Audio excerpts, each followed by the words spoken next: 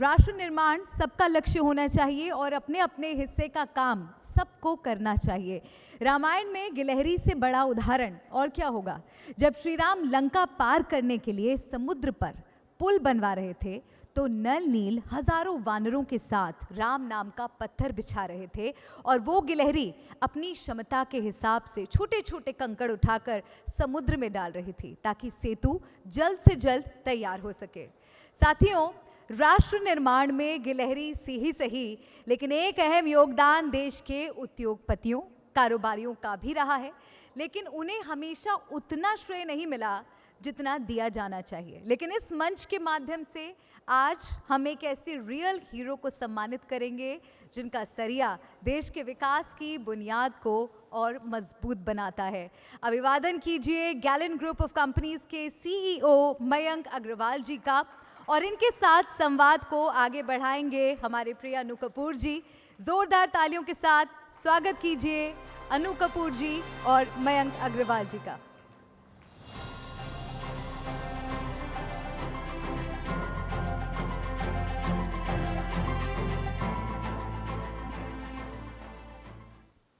इबादतों की तरह मैं एक काम करता हूँ, इबादतों की तरह मैं एक काम करता हूँ, मेरा उसूल है पहले सलाम करता हूँ।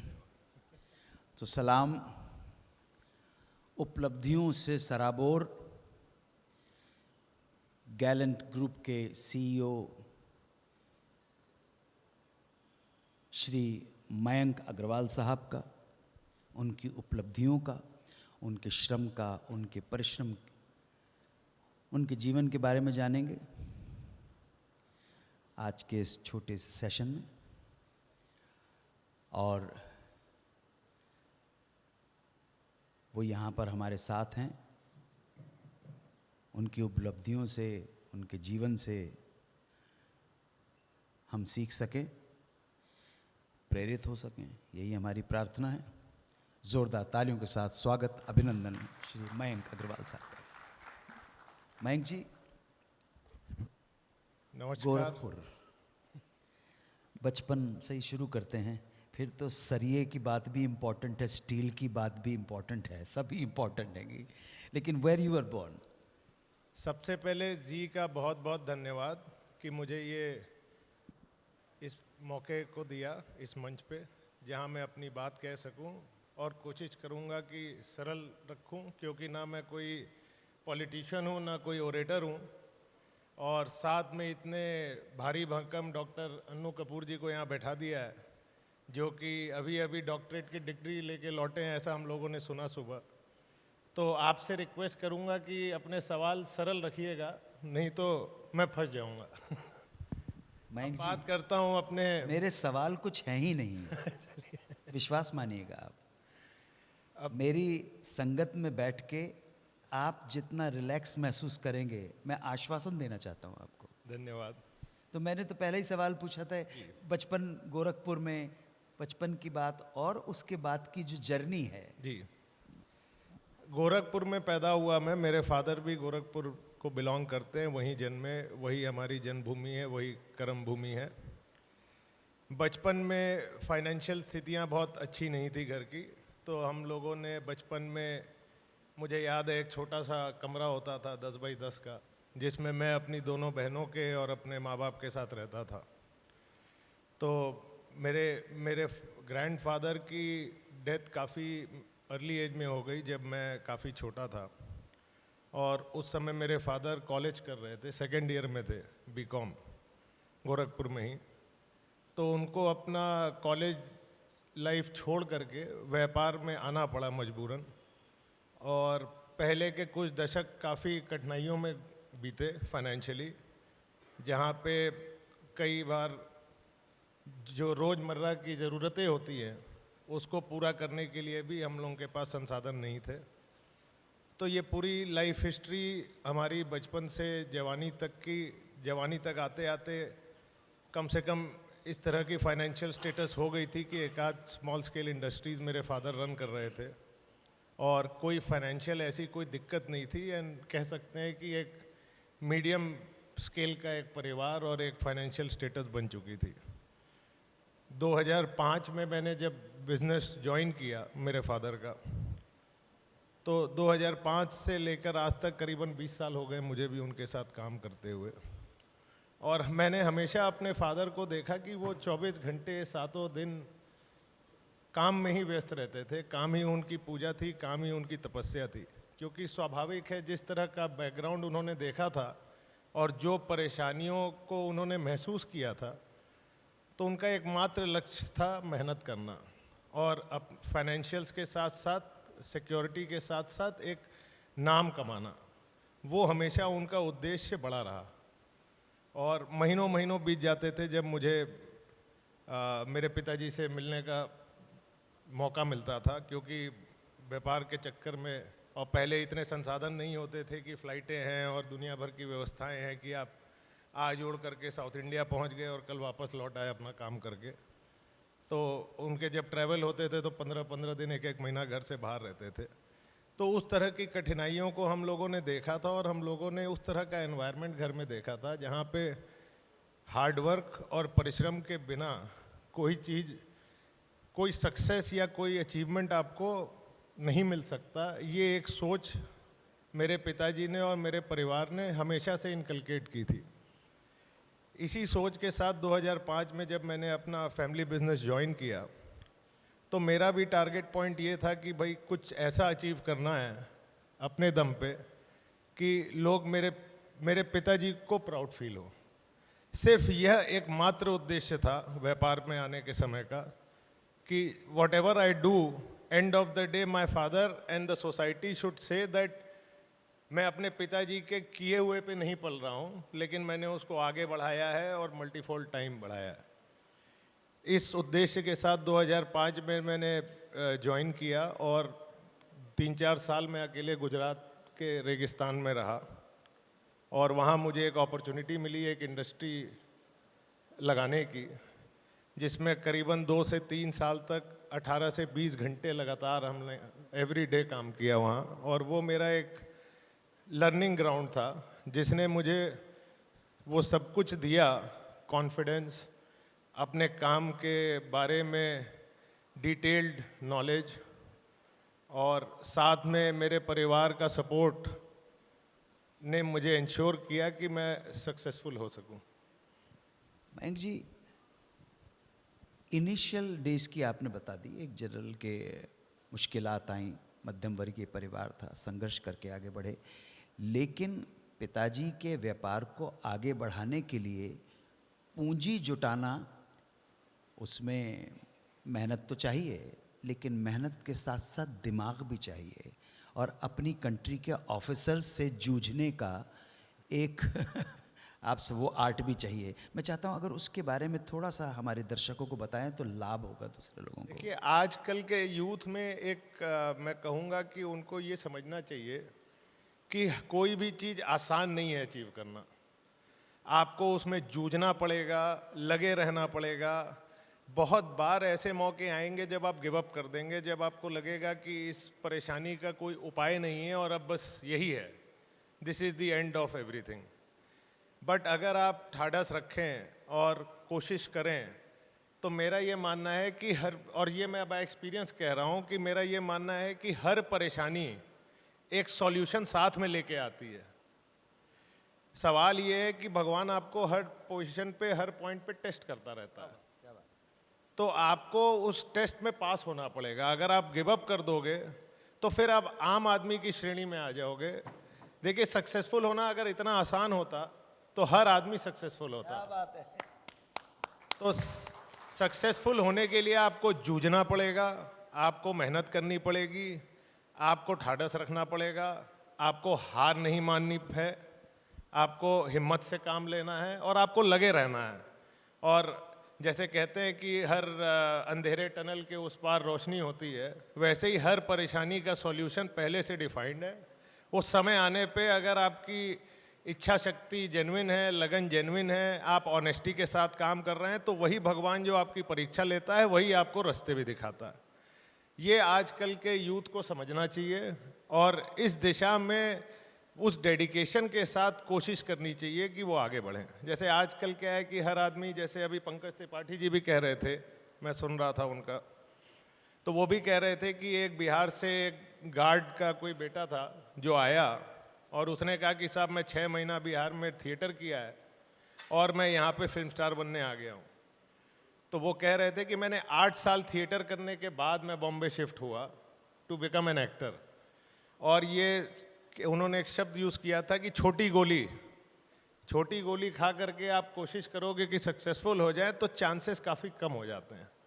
इसी तरह से अगर आप हार्ड वर्क करने, डेडिकेशन के साथ हार्ड वर्क करने, ऑनेस्टी के साथ हार्ड वर्क करने के लिए तैयार नहीं हो तो सक्सेस मिलना के चांसेस काफ़ी रिमोट हो जाते हैं। मैं आपकी एक बात, एक लाइन, बड़ी अनमोल लाइन है, कमाल की है, कि हर परेशानी अपना सॉल्यूशन खुद साथ लेके आती है। Point to be noted ladies and gentleman, बहुत बड़ी बात है कि हर समस्या अपना हल स्वयं लेके आती है। आइए जानने की कोशिश करें गैलेंट ग्रुप के सीईओ श्री मयंक अग्रवाल साहब से। पहली परेशानी और उसका सॉल्यूशन बता दीजिए, याद तो आएगा। वो तो पहली परेशानी और पहली मोहब्बत तो कभी भूली नहीं जाती है। ये तो सही बात है।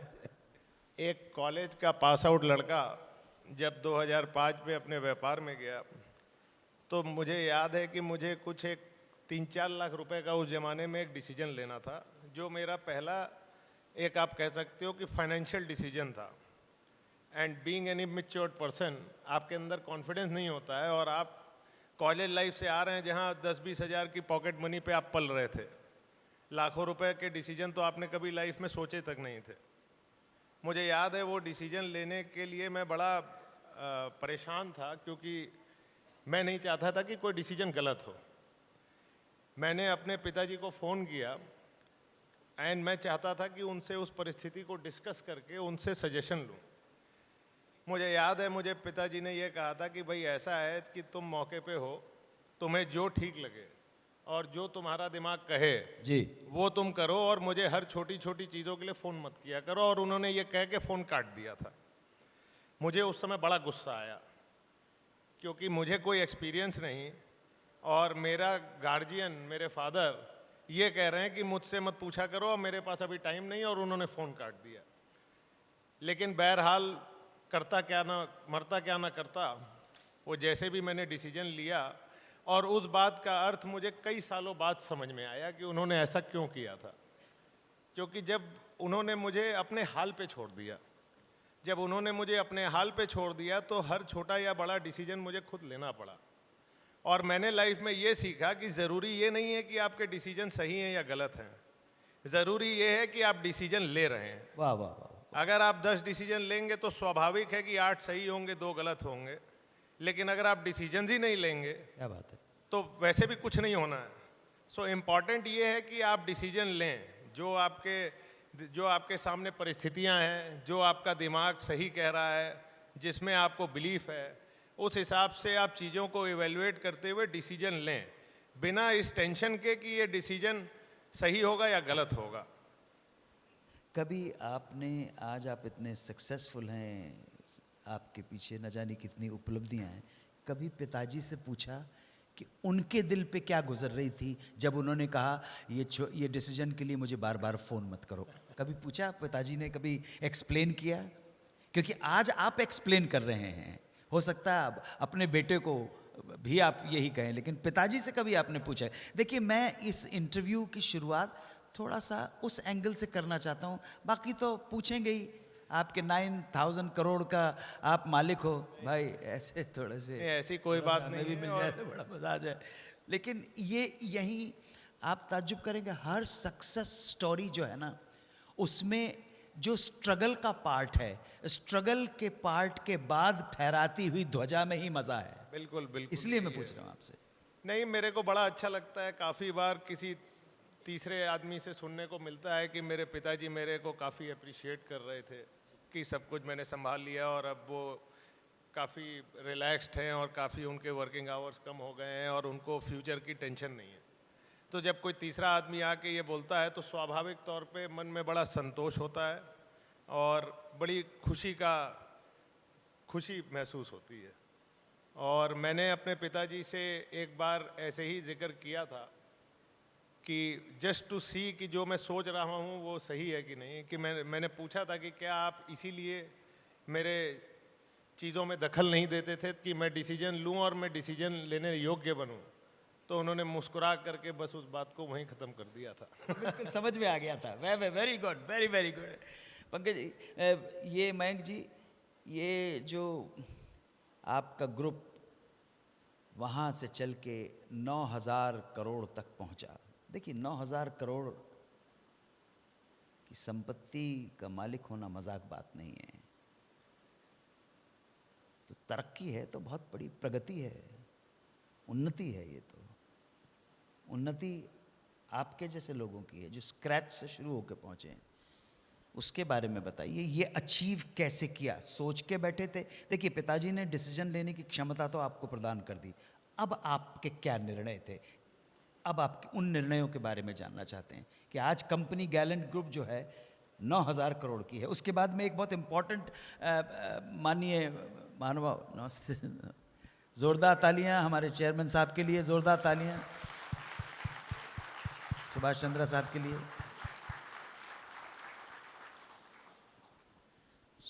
मैं ये जानना चाहता हूँ, देखिए एक टाइम होता है जब आदमी रोटी कपड़े के लिए काम करता है, फिर वो नेसेसिटी जब पूरी हो जाती हैं तो वो कंफर्ट की ओर बढ़ता है कि हाँ भाई मेरे पास एक गाड़ी हो जाए, घर हो जाए। फिर एक परिस्थिति आती है उम्र, एक एज के साथ, एक लाइफ के साथ कि भाई आलीशान घर हो जाए और बड़ी गाड़ी हो जाए। उसके बाद एक समय आता है जब आपकी सारी रिक्वायरमेंट्स फिनिश हो जाती हैं। उसके बाद जो मेरा पर्सनली काम करने का मोटिवेशन है वो मेरे कलीग्स से आता है। मुझे 8-10 हज़ार लोग करीबन जो गैलेंट ग्रुप में कार्यरत हैं डायरेक्टली और 10-20 हज़ार इनडायरेक्टली, तो they are the people who are motivating me every day to make the company progress and to grow in life. क्योंकि मेरी ज़रूरतें तो शायद पूरी हो गई हैं, लेकिन अगर कंपनी ग्रो करेगी तो उनकी ज़रूरतें भी मैं अच्छे से पूरी कर पाऊँगा। So it is about their family, their livelihood, their wellbeing. और ये एक सुकून प्रदान करता है काम करना, क्योंकि काम के अलावा कुछ आता नहीं है लाइफ में। तो काम करने से एक सुकून भी मिलता है, और जब आसपास इतने लोगों को आप देखते हैं कि उनका पालन पोषण आपकी कंपनी द्वारा हो रहा है, and you are in a way acting like a facilitator to so many families, so it gives you a very positive and a very satisfying feeling. तो ये एक मुख्य थॉट है जो मोटिवेट करता है एवरी डे कि आप लोगों को अपने साथ के जो लोगों को हैं उसको आगे बढ़ाएं, कंपनी को और आगे लेके चलें, वो नित नए कीर्तिमान स्थापित करें, जिससे आपके साथ जो लोग एसोसिएटेड हैं उनको प्राउड फील हो और उनकी क्वालिटी ऑफ लाइफस्टाइल इम्प्रूव हो सके। एक सीईओ के रूप में थोड़े से आखिरी एक सवाल, क्या है, मैं तो सवाल करता ही नहीं हूँ जी, बातचीत सुनता हूँ मैं तो। एक सीईओ के रूप में, जैसे पिताजी ने कहा था कि भाई तुम मुझसे बात मत कर रहा, तुम अपना डिसीजन खुद लो, एक गैलेंट ग्रुप के सीईओ के रूप में आप कितने निर्भर हैं अपनी टीम पर? बस इतना जानना चाहता हूँ। मैं पूरी तरीके से अपनी टीम पर निर्भर हूँ, क्योंकि आज की डेट में जो शो है वो मैं नहीं चला रहा हूँ, वो मेरी टीम ही चला रही है। तभी तो मैं आपके साथ यहाँ पर डॉक्टर साहब बैठ के आराम से सुबह से गुफ्तगू कर पा रहा हूँ। अगर मैं शो चला रहा होता तो शायद मैं ऑफिस में बैठा होता। हमारे जी के चेयरमैन साहब यहाँ बैठे हैं जी। अगर वो शो चला रहे होते तो वो भी ऑफिस में रहते। तो कहीं ना कहीं it is always a team work. और अगर आप डेलीगेट नहीं करोगे और अपनी टीम पर ट्रस्ट नहीं करोगे और उनको राइट्स और पावर नहीं दोगे तो आप ग्रो भी नहीं कर सकते। और इंसान के ऊपर ट्रस्ट करना ही चाहिए। मेरा ये मानना है कि आज भी अच्छे लोगों की परसेंटेज ज़्यादा है और ख़राब लोगों की परसेंटेज कम है। तो हम लोगों को एक दूसरे के ऊपर ट्रस्ट करना चाहिए, उनको राइट्स देने चाहिए, उनको डेलीगेट करना चाहिए, तभी आपकी ग्रोथ पॉसिबल है। मयंक जी, बहुत प्रसन्नता हुई, आपसे बहुत सीखने को मिला। आपकी कंपनी निरंतर प्रगति की राह पर बढ़ती रहे, बरसते रहो सावन सरी के खेत में, महकते रहो चंदन सरी के देश में, बरसते रहो सावन सरी के खेत में, महकते रहो चंदन सरी के देश में। लोग तो मिट्टी से सोना ही निकालें और तुम मोती उगाओ रेत में। बहुत बहुत धन्यवाद डॉक्टर। बहुत बहुत धन्यवाद मयंक जी, बहुत बहुत Thank you. आभार कि आप आए और मुझे आपके दर्शनों का और सत्संग का लाभ गोरखपुर में भी मिला है। परिवार को सबको मेरी तरफ से शुभकामनाएं। Thank you all. Thank you very much. आइए और जोरदार तालियां माननीय श्री डॉक्टर चंद्रा साहब के लिए। बहुत पुराना साथ है भाई साहब का, मैं तो भाई साहब बोलता हूं और मैं तो इनको इनिशियली सेठ जी बोलता था, क्योंकि इनके लाइफ में आने से पहले एक छोटे से कमरे में रहता था। तो मैंने इन्होंने इंटरव्यू लिया था, तो मैंने कहा पूछा आपका कितना कंट्रीब्यूशन है। मैंने कहा आज जहाँ पे पहुँचा वो जी का कमाल है भाई। धन्यवाद। बहुत अच्छे पल गुजारे हैं और भाई साहब का तो आप ताज्जुब करेंगे कि 2004 में गोवा में अमित की शादी थी ना, तो इन्होंने जो प्रिडिक्शन किया था, मैं नाम नहीं लूँगा, वो आज इस दुनिया में नहीं है, तो मैंने उनके बारे में पूछा था भाई साहब से, तो उन्होंने कहा यही ऐसा है और एग्जैक्टली वही हुआ। ये दूरदर्शिता ऐसी है, फ्यूचर विजन ऐसा है। जोरदार ताली हमारे भाई साहब के लिए। Thank you. आइए मयंक जी, थैंक यू वेरी मच।